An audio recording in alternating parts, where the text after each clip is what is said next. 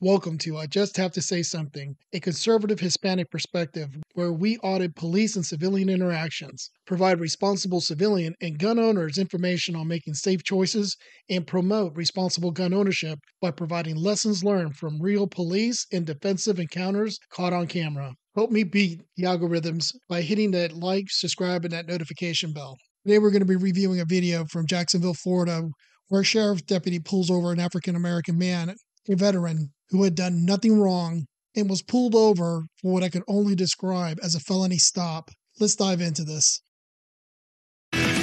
Right now at 6 o'clock, this local veteran turns to the I-Team and provides this video as he accuses a Jacksonville police task force officer of racial profiling in a traffic stop last week. He recorded the first few minutes of the encounter on his cell phone camera.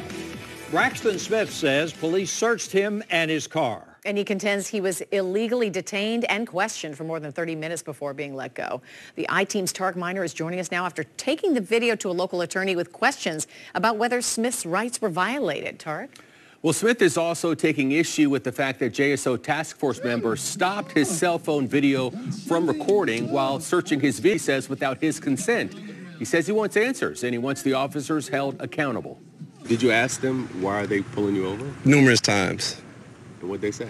They never really gave me no explanation. Navy veteran Braxton Smith says he still doesn't know why he was handcuffed, searched, and questioned the Wednesday before Thanksgiving by officers with Jacksonville Sheriff's Office's task force off of Brentwood Avenue. Smith says police pulled him over shortly after he was speaking with a man he knew in a parking lot of this nearby convenience store. He says officers were aggressive from the very start before eventually finding no crime and letting him go. Turn it off.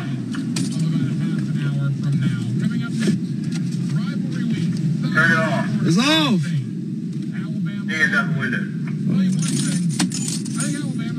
Put your hands out the window. Don't move. I ain't moving. What's up? Can you unlock it? Huh? Reach right there. Man, just reach right there. You keep your freaking hands out the window and shut your mouth.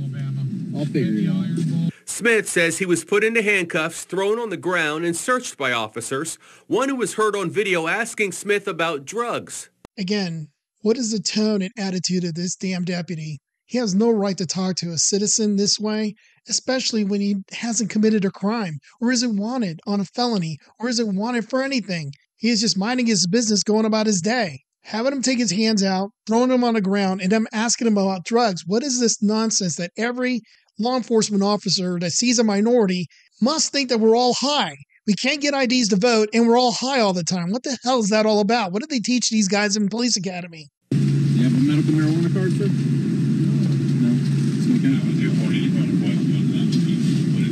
Smith says he did not resist and followed the officer's orders. He says he did not give the officers permission to search his car, and he claims his back was injured during what he thought was his arrest. Now, he did a wonderful job by not resisting the police officer and not giving permission for them to search his car. Now, we'll give you some tips and tricks that I learned as a paramedic. One of the things they teach you is if it wasn't written down, it never happened. So, if you get hurt or manhandled by one of these law enforcement officers in the street, demand that you have EMS come out there and write a report. And report your injuries to EMS. Even if you don't get transported to the hospital, because what it does is it starts a paper trail. If you decide that 3 days later your back hurts and you need to get medical care, but the incident wasn't reported by somebody, because the cops ain't going to report that they injured you, you got to get it documented somewhere. So like that, if you seek legal remedy for your injuries, it's documented by a third party. They will write down, I'm telling you, the paramedics, because I was a paramedic, they will write down exactly what you said and what happened to them, and they will write down their observations. And if you feel like you need to go to the hospital, have them take you right then and there. The cops are going to be like, well, it ain't that bad. You don't need to go. BS. Have the EMS take you. It's on their head. The law enforcement people injured you, they're the ones who have to pay for it. It made me feel humiliated. Like someone like myself, like I'm a veteran. I went to college, I've served this country, been a part of something bigger than myself. And I do things like that to try to shield myself from this kind of stigma, but it still manages to follow me.